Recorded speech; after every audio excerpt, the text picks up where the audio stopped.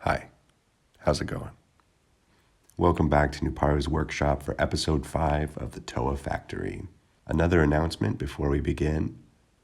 If any of you have mocks of TOA Mata style builds that you would like to share, please send those to me at nuparusworkshop23@gmail.com. And at some point in the future, I will try to make a video showcasing mocks from the community. I'm very eager to do that, and hopefully some of you are interested in that as well. But without further ado, let's get into the episode. Since we're down to the last two elements, earth and water, instead of using the wheel of elemental powers, I'm going to switch to a little coin here, which is made from a tile and a reverse tile. The gray will represent earth and the blue will represent water. And after a simple coin toss, we will be making a TOA of water. Here I'd like to go over some of the patterns that I've set so far with the TOA team, starting with the eyes. So far, 2 of the TOA have had light green eyes, 1 has had light blue, and 1 has had dark green. So for this TOA, I'll continue that pattern by duplicating either the dark green or the light blue eyes. 2 of the TOA here have been given shields, and the other 2 have been given dual weapons. All of the feet have been chosen to match the same color as the torso. 3 of the TOA so far have had a mask color that mirrors the secondary color. So on Arkua, Ratau, and Kaliko, the mask matches the color of the limbs, the arms and the legs. Whereas on Pecan, the mask matches the body and the feet. So to make this a more unified set of TOA, I'm going to give the last 2 masks that match their primary color as well. I'm going to take out the heads that I won't be using, leaving only the light blue and the dark green to choose between. For greater contrast with the blue color, I'm going to go with the green eyes. In choosing my limbs, I knew coming into this that I wanted to use light green limbs. I just think that color combination, that blue and the light green, is fantastic. And I have these left over from when I scrapped Liwa for my last build, so I'm just going to use these limbs. These are the blue masks that I have available at the moment: the Miru, the Hao, and the Kakama. For the weapons, I'd like to use Galimata's hooks. I think they're a great piece. I've always loved them. But to make it more interesting, I am going to change it up a bit. And I would like to have them become a sort of throwing hook thingy. There's probably some kind of term for what I'm thinking of. But I'll grab some parts here, get some cones, some kind of rope or chain.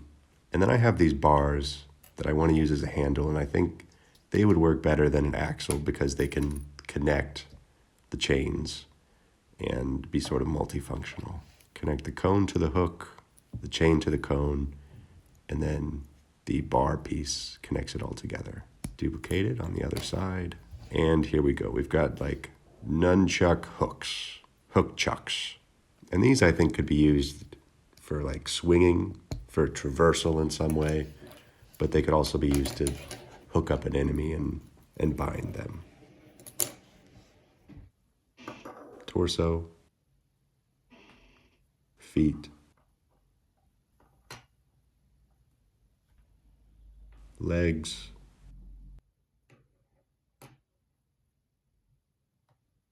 arms. I switched from Liwa's arms to these Borok arms because I just wanted to use Borok arms for one of these TOA. Technic axles.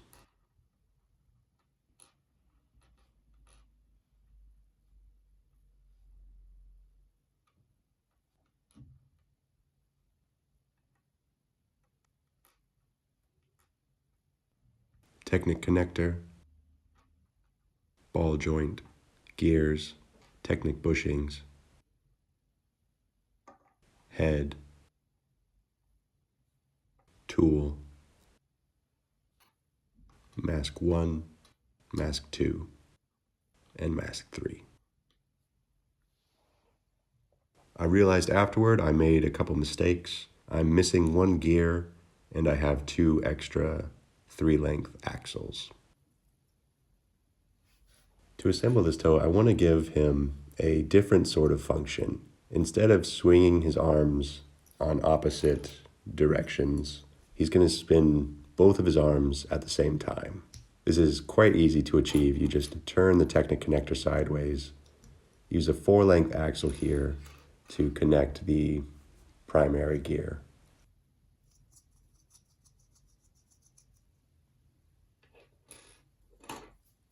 Connect all your extra parts.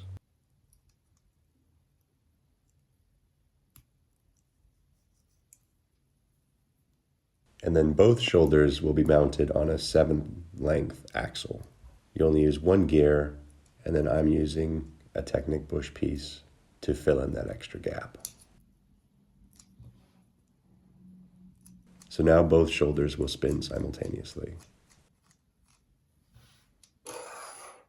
We use a narrow shoulder design, since so far the toe I've been using primarily broad shoulder designs, and I want to add a little diversity.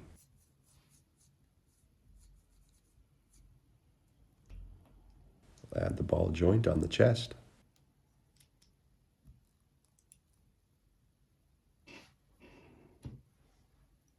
The neck and head.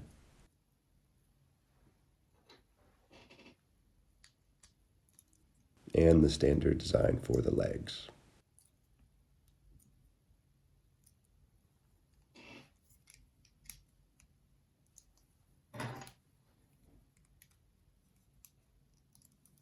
These bow rock arms do look sort of goofy on a toa like this, but I have to admit it is goofy in a way that I appreciate.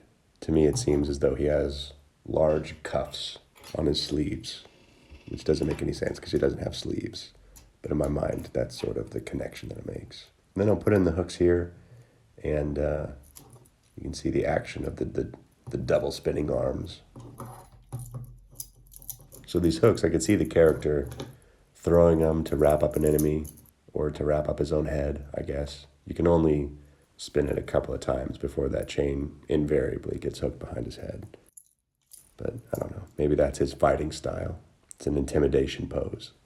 As long as you keep the hooks in the front and don't go too far back, it actually works quite well. And I like the way it looks, having both arms spin the same direction at the same time. It's quite an aggressive act. Now we're going to test out the masks, starting with the Miru. I think all of these masks in blue look quite good. Usually I'm not a fan of the Miru, but with this color scheme, I actually like it a bit more. Although, it does make me feel too much like this is actually a toe of air and not a toe of water, since it already has the lime green limbs, which make me think of Liwa, since some of them actually were from Liwa.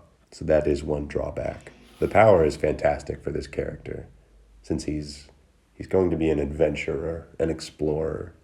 He likes to travel, and that mask would certainly be one of the better options for him. The next mask is the Howl. I've said it 100 times before, and I'll say it 100 times again. This is a beautiful mask. It just looks good on everything.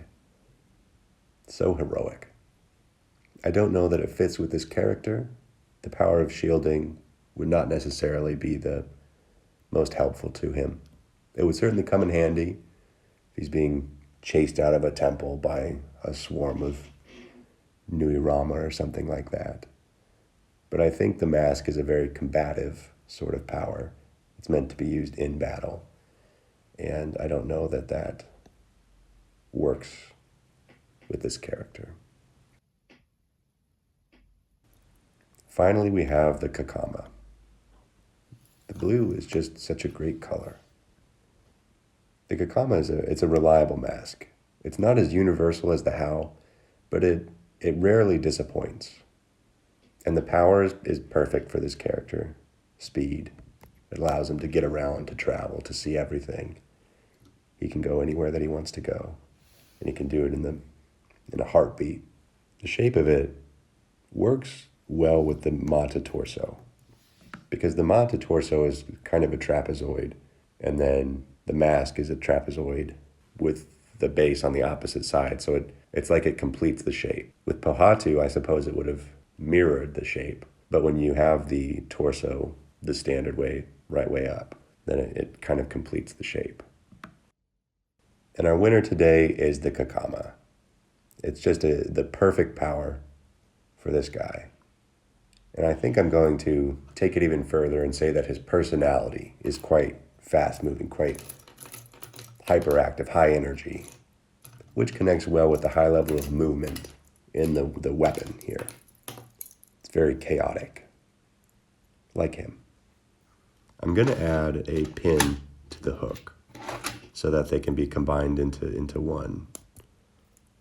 Sort of like how someone might hold nunchucks, just holding them in one hand, but holding onto both beams, both bars, whatever you call them. And I like that quite a bit. I can really see this character using that mask and those weapons in conjunction, throwing out the hooks to wrap around an enemy's leg, and then he just pulls them along behind him. Almost seems like something that the Flash would do, or that Cabal from Mortal Kombat. Some of his attacks would be something like that. This Toa is a hyperactive, curious explorer. And his name is Gavwa, derived from Gavla and Anuwa. In terms of his stats, with his 30 available points, we'll give 2 to strength. He's really not a strong character. You can see he's got these tiny little arms. Speed is 9, very, very fast. Intelligence is 4, a bit below average, doesn't always think things through, has a basic knowledge about most things, knows the island well, but sometimes lacks common sense. His courage is a 7, quite high because he's bold and willing to go into places that are unknown.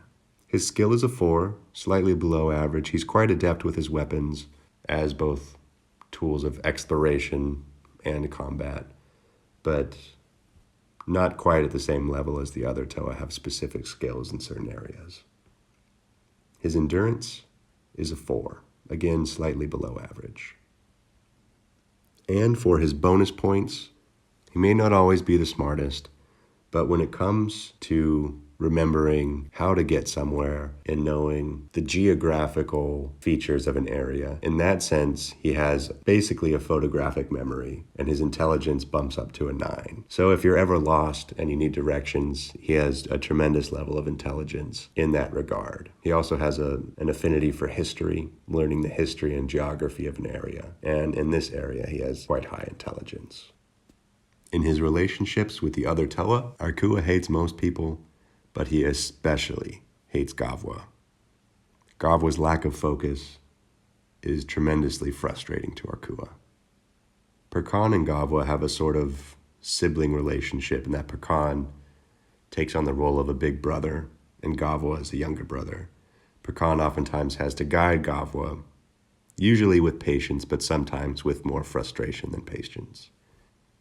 And Gavwa looks up to and admires Perkan, even though he doesn't always listen to him. Gavwa and Ratau, they get along quite well, as everyone gets along with Ratau. Gavwa and Kaliko are quite different, but somehow they work very well together.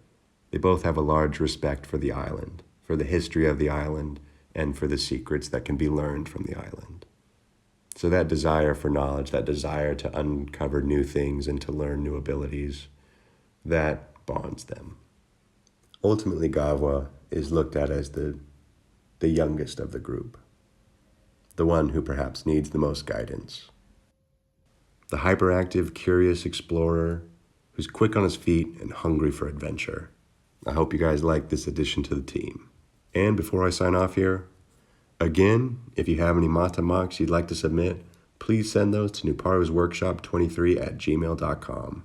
That's all for now. We're almost done with our team. Our next and final Toa will be coming next week, and I, for one, cannot wait.